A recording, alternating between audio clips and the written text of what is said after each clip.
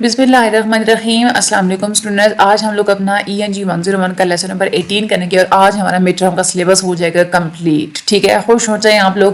ENG 101 کی preparation جی آپ کی ہو گئی. ٹھیک ہے, آپ لوگوں نے ویڈیو کو اینڈ تک ضرور دیکھنا ہے.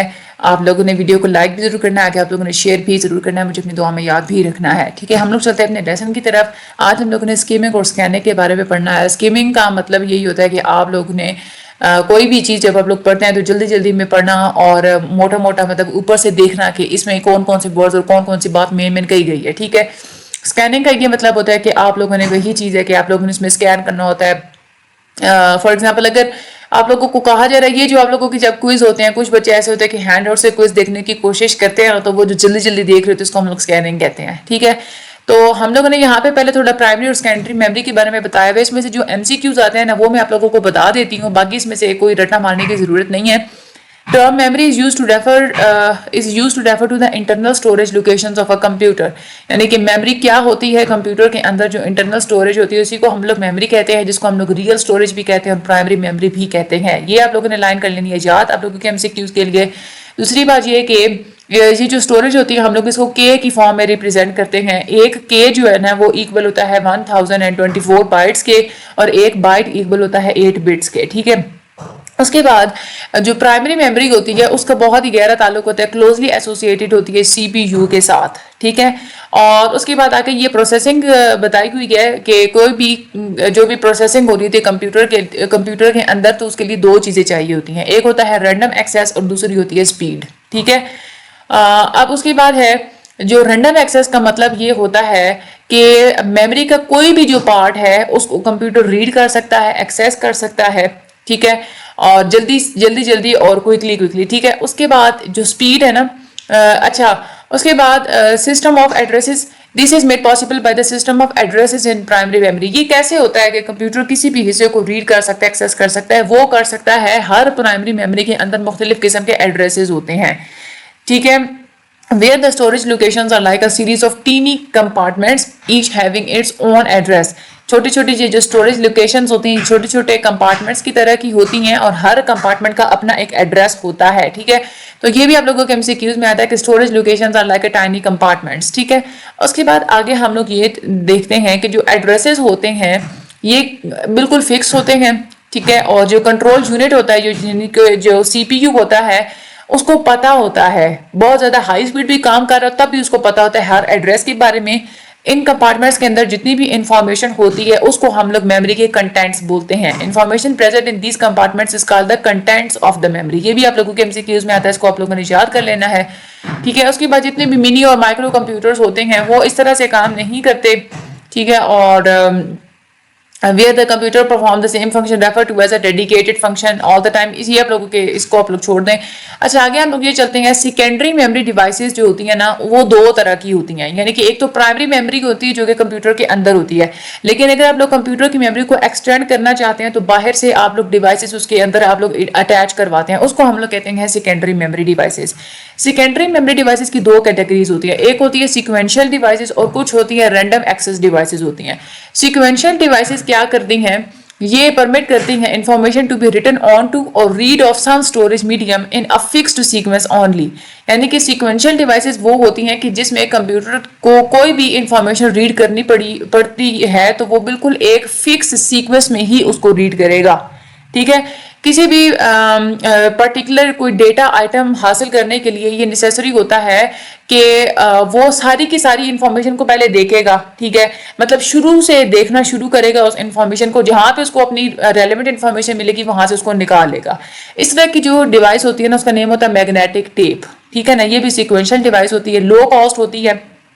ٹھیک ہے, اور اس کے بعد دوسری جو ہوتی ہے رینڈم ایکسیس ڈیوائسز, یہ ڈیزائن ہوتی ہیں کہ جب کمپیوٹر کو کوئی انفارمیشن اس کے اندر سے چاہیے ہونا, وہ ضروری نہیں ہے کہ وہ شروع سے ہی پڑھے گا, سیکوینس میں پڑھے گا, جہاں سے اس کو انفارمیشن چاہیے وہیں سے وہ اس کو نکال لے گا. ٹھیک ہے, اس کی ایگزامپل ہوتی ہے میگنیٹک ڈسک. میگنیٹک ڈسک یہ زیادہ فاسٹر ہوتی ہے as compare to the magnetic tape.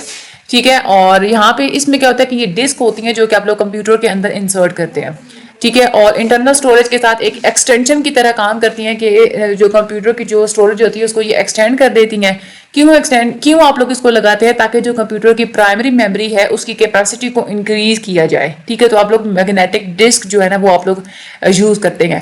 اور یہ جو ایک ہوتی ہے نا میگنیٹک ڈسک جو آپ لوگ پرائمری جو آپ لوگ کمپیوٹر کی میموری کو ایکسٹینڈ کرنے کے لیے یوز کرتے ہیں, اس کو ہم لوگ ورچوئل اسٹوریج کہتے ہیں. ٹھیک ہے, تو یہ تھا ہمارا آج کا کنسیپٹ, یہ ہو گیا کلیئر. اب آ جاتے ہیں ہم آگے کہ وہ ہم سے یہ پوچھنے کہ یہ جو ساری چیزیں آپ لوگوں نے پڑھی ہیں اس میں مین آئیڈیا کیا ہے. اس میں مین آئیڈیا یہی بتایا گیا نا کہ پرائمری اور سیکنڈری میموری کے بارے میں بات کی گئی. تو مین آئیڈیا یہی ہے کہ there are 2 types of memory, primary and secondary memory. ٹھیک ہے, یہی ہو گیا. ٹھیک ہے نا.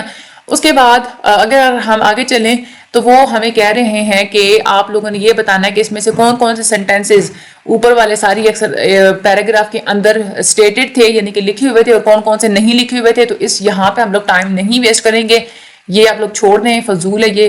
اس کے بعد لوکیٹنگ انفارمیشن کہ آپ ہمیں یہ بتائیں کہ کون سے پیراگراف میں یہ والی لائن لکھی ہوئی ہے. ٹھیک ہے, اس کو بھی آپ لوگ چھوڑ دیں, یہ آپ لوگوں کے پیپر میں وہ تھوڑی نہ دیں گے پورا پیراگراف اٹھا کے. کنٹیکسچوئل ریفرنس کا آپ لوگوں کو پتہ ہے, ہم لوگ بہت دفعہ اس کی ہم لوگ ایکسرسائزز بھی کر چکے پچھلے لیکچرز میں. اس میں یہی ہوتا ہے کہ جو ورڈ ہوتا ہے نا اس کو آپ لوگوں نے بتانا ہوتا ہے کہ یہ ورڈ کون سی چیز کو ریفر کر رہا ہے. ٹھیک ہے, جیسے ناؤن پروناؤن کا چکر ہوتا ہے نا, ہم لوگ بہت دفعہ کر چکے ہیں, میرے خیال میں یہاں پہ ریپیٹ کرنے کی اب اس کو ضرورت نہیں ہے. ٹھیک ہے, جو اسٹوڈنٹس نئے ہیں تو وہ چاہیے کہ وہ پچھلے لیکچرز لیں تاکہ ان کو جو ہے نا وہ ساری بات سمجھ میں آئے. ٹھیک ہے, اس کے بعد ورڈز کو سمجھنے والی جو بات ہوتی ہے سینونیمز وہ ہمیں کہہ رہے ہیں کہ بتائیں. یہاں پہ آپ لوگوں نے کیا کرنا ہے کہ یہ جو ورڈز ہے ریپریزینٹیڈ کا مطلب کیا ہوتا ہے, ایکسپریس کرنا, ایکسپریسڈ. اریزز کا مطلب کیا ہوتا ہے, چیز کو بالکل نکالنا جو ہے نا ختم کر دینا. تو وائپس آؤٹ اس کا جو ہے وہ سینونیم ہے. کیریڈ آؤٹ کا سینونیم ہے ایگزیکیوٹیڈ. بیفور کا سینونیم ہے پریسیڈنگ. ویری مچ کا سینونیم ہے کنسیڈریبلی. ٹھیک ہے, اب آپ نے کیا کرنا ہے, آپ نے اپنا یہ جو ایک ورڈ ہے نا ریپریزینٹیڈ, یہ آپ لوگوں نے لکھنا ہے گوگل پہ. گوگل پہ آپ لوگوں نے اس کے سینونیمز سرچ کرنے ہیں. گوگل پہ جتنے سینونیمز دیے ہوئے ہوں گے نا وہ آپ لوگوں کو اس میں سے جو 4-5 آتے ہوں گے وہ تو آپ نے چھوڑ دینے ہیں, جو نہیں آتے ہوں گے وہ آپ نے نوٹ ڈاؤن کر لینے کہ ریپریزینٹیڈ کے یہ سینونیم ہوتے ہیں. اریزز کا بھی آپ نے ایسے ہی کرنا ہے. یہ سب کے آپ نے نا اس طرح سے سینونیمز ڈھونڈ لینا ہے, کیونکہ آپ لوگوں کے پیپر میں مڈ ٹرم میں سینونیمز بہت زیادہ آتے ہیں اور وہ ایسے ورڈز ہوتے ہیں کہ جو آپ لوگ وہ دیکھ کے کہتے ہیں کہ یہ پتہ نہیں کیا چیز ہے. تو زیادہ سے زیادہ جو ایکسرسائزز آپ لوگوں کی بک میں ہوتی ہیں نا وہ ایکسرسائزز آپ لوگ وہی ورڈ زیادہ آپ لوگ گوگل پہ سرچ کر کے اس کے زیادہ سے زیادہ سینونیمز کرنے کی کوشش کیا کریں, تو آپ لوگوں کو پیپر میں کافی آسانی ہوتی ہے. ٹھیک ہے, اسی طرح سے یہ جو آگے اینٹونیمز ہیں, اینٹونیمز کا بھی آپ نے ایسے ہی کرنا ہے. یہ جو ورڈز ہیں ان کے یہ اینٹونیمز تو کرنے ہیں یاد, لیکن اس کے علاوہ بھی گوگل سے آپ لوگوں نے 4-5 اور جو آپ لوگوں کو مشکل لگیں گے نا وہ آپ لوگوں نے نکال کے لکھ لینے اور ان کو آپ نے یاد کر لینا ہے. ٹھیک ہے, آگے ہم لوگ چلتے ہیں ورڈ فارمز کے اوپر بات کرتے ہیں. یہ ورڈ فارم یہ ہے کہ آپ نے یہاں پہ جو ورڈ دیے میں یہی دیکھ کے آپ لوگوں نے فلنگ دی بلینکس کے اندر پوٹ کرنے ہیں. میں آپ لوگوں کو 1-2 اس میں سے کر کے دکھا دیتی ہوں. Information sent by computer is faster than using the dash system using the express system. ٹھیک ہے, یہاں پہ ایکسپریس اس کا کریکٹ آنسر ہے. And dash such as he or she has a computer of a brain. دیکھیں اب یہ کیا ہے, یہ ایک سینٹینس ہے نا, سچ ایز اور آگے سینٹینس بتایا گیا, تو یہ کیا ہے, ایکسپریشن ہے. And expression such as. ٹھیک ہے, اس کے بعد اگلا ہے computers understand commands dash in the form of 0 and 1. Computers understand commands expressed in the form of 0 and 1. ٹھیک ہے نا, یہ اوپر سے ورڈز آپ لوگوں کو دیکھ کے لگا لینے تھے. ایک اور میں آپ لوگوں کو کروا دیتی ہوں. There is a dash difference between written and spoken English. There is a considerable difference between. ٹھیک ہے, یہ اس کا کریکٹ آنسر ہے. It is important to dash the capabilities and limitations. It is important to consider the capabilities and limitations of a computer before buying one. اس کے بعد ہے new printers can print results dash faster than previously. New printers can print results considerably faster than previously. ٹھیک ہے, آگے ہم لوگ چلتے ہیں. باقی یہ جو ہے نا یہاں پہ ٹائم نہیں ویسٹ کرتے ہیں, ہم آگے چلتے ہیں. اس کی تو ہو گئی. کنٹینٹ ریویو میں ہے, یہ ہمیں کہہ رہے ہیں کہ آپ لوگ کالمز اس میں میچ کریں. ٹھیک ہے, تو یہاں پہ بھی آپ ٹائم نہ ویسٹ کریں. آگے چلتے ہیں ہم لوگ. فوکس ریویو, یہاں پہ فوکس ریویو کیا ہے کہ آپ لوگوں کو بتا رہے کہ آپ نے اب تک مڈ ٹرم میں جتنا کچھ تھوڑا بہت پڑھا ہے نا اس کا تھوڑا سا چھوٹا سا نا وہ اس کو ریویو کرنے کی کوشش کر رہے ہیں. اس میں انہوں نے یہ بتایا کہ ایک تو یہ ہے کہ آپ کے اندر یہ ایبلٹی ہونی چاہیے کہ ڈیفرینشیٹ کرنا, آئیڈیا کے اندر ڈیفرینشیٹ کرنا, اور آئیڈیا کی جو ایگزامپلس دی جاتی ہیں اس کے اندر ڈیفرینشیٹ کرنا. ٹھیک ہے, اور جو رائٹرز ہوتے ہیں کبھی کبھار وہ چیزوں کو بالکل واضح طور پہ لکھ دیتے ہیں, واضح کر دیتے ہیں آپ لوگوں کے سامنے. کیسے واضح کرتے ہیں؟ کنیکٹیوز کو یوز کر کے. یہ آپ لوگوں کے MCQs میں آتا ہے کہ writers often say explicitly which things are examples by using connectives. Connectives کون کون سے ہوتے ہیں؟ فار ایگزامپل, سچ ایز, یہ اس طرح کے لفظ لگا کے آگے ایگزامپل دے دیتے ہیں تو آپ لوگوں کو پتہ چل جاتا ہے کہ یہ والا آئیڈیا ہے اور یہ اس کے آگے ایگزامپل ہے. ٹھیک ہے, آگے ہم لوگ بات کرتے ہیں ایڈنگ انفارمیشن کی. دیکھیں جب بھی آپ لوگ اکیڈیمکلی پڑھ رہے ہوتے ہیں نا, ویسے تو بہت سارے ریزن ہوتے ہیں کہ لوگ کیوں پڑھ رہے ہوتے ہیں, کیوں کوئی چیز ریڈ کر رہے ہوتے ہیں, لیکن اکیڈیمک سیٹنگ جو ہوتی ہے اسکول, کالج, یونیورسٹی میں, اس وقت ریڈ کرنے کا مقصد ایک ہی ہوتا ہے, کسی بھی پرٹیکولر چیز کے بارے میں انفارمیشن کو حاصل کرنا. کسی بھی ریڈر کے لیے امپورٹنٹ ہوتا ہے یہ چیز سمجھنا اور سمجھنا کہ جو انفارمیشن جو دی گئی ہے اور جو انفارمیشن پہلے ہمیں پتہ تھی ان دونوں کے درمیان میں ریلیشن کیا ہے. اس ریلیشن شپ کو انڈرسٹینڈ کرنا بہت ہی ضروری ہوتا ہے.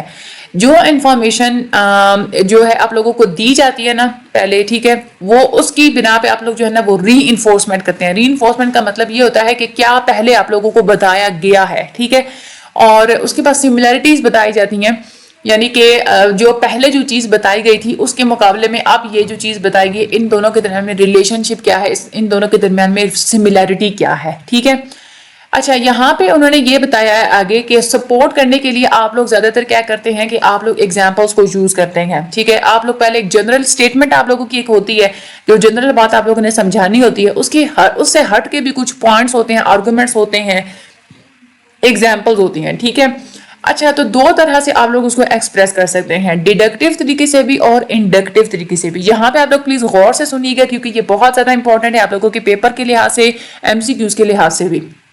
ڈیڈکٹیو کیا ہوتی ہے؟ ڈیڈکٹیولی وہ ہوتی ہے کہ جنرل بات جو ہوتی ہے نا, جو مین کنکلوژن ہوتا ہے, جو مین تھیسس ہوتا ہے آپ لوگوں کا, وہ آپ پہلے کرتے ہیں, ایگزامپلس پھر آپ لوگ بعد میں بتاتے ہیں.